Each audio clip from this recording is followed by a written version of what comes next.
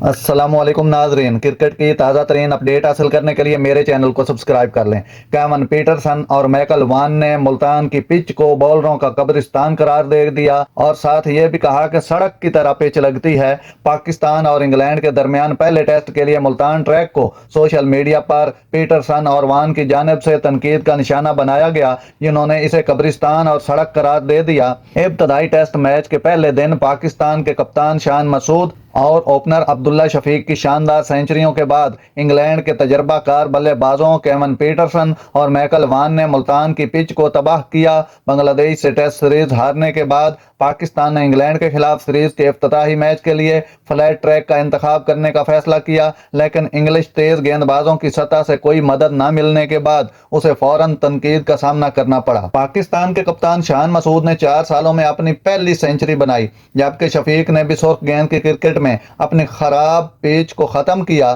کیونکہ میزبان ٹیم نے پیر کو کھیل کا کنٹرول سنبھال لیا۔